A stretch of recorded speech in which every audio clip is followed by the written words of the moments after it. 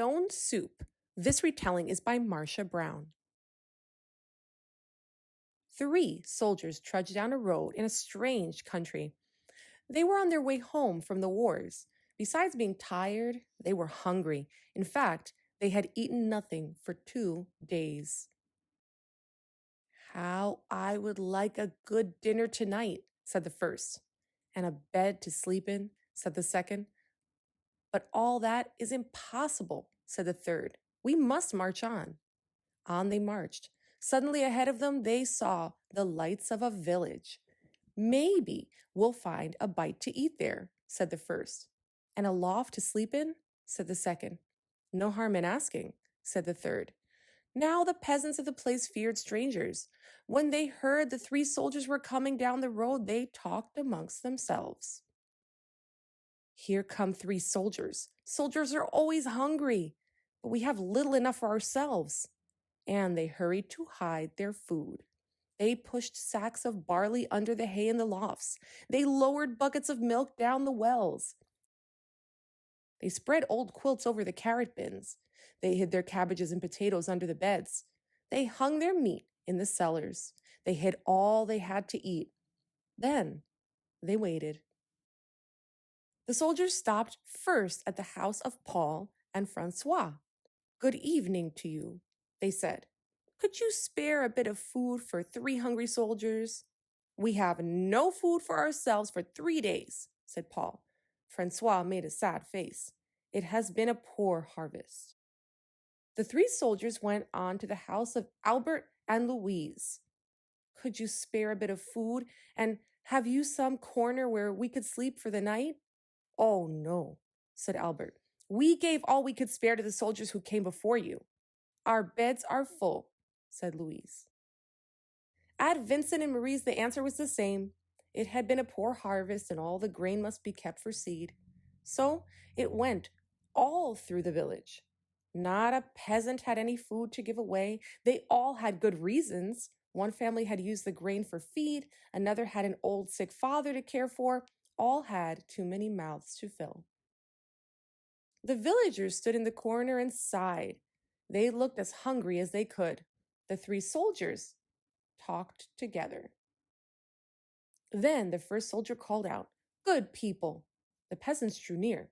"We are 3 hungry soldiers in a strange land. We have asked you for food, and you have no food. Well, then we'll have to make stone soup." The peasants stared. Stone soup? That would be something to know about. "First, we'll need a large iron pot," the soldiers said. The peasants brought the largest pot they could find. "How else to cook enough?" "That's none too large," said the soldiers, "but it will do. And now, water will fill it and a fire to heat it." It took many buckets of water to fill the pot. A fire was built on the village square and the pot was set to boil. "And now, if you please, 3 round, smooth stones." Those were easy enough to find. The peasants' eyes grew round as they watched the soldiers drop the stones into the pot.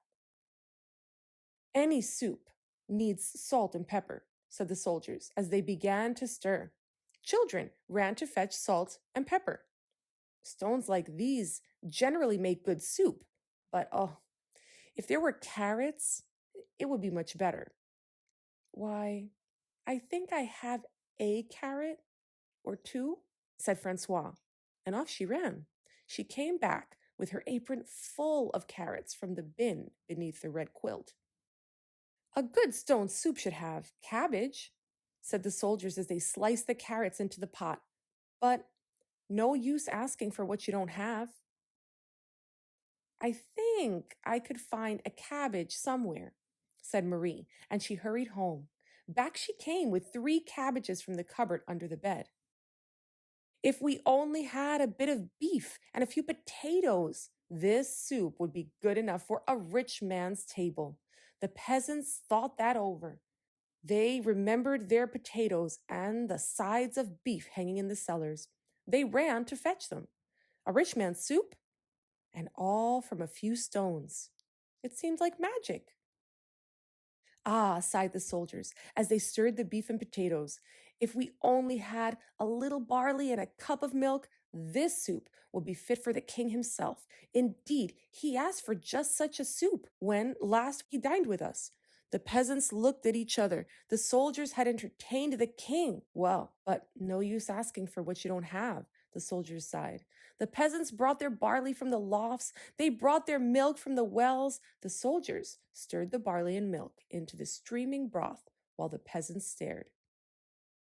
At last, the soup was ready. All of you shall taste, the soldiers said. But first, a table must be set. Great tables were placed in the square, and all around were lighted torches. Such a soup! How good it smelled! Truly fit for a king. But then the peasants asked themselves, would not such a soup require bread and a roast and cider?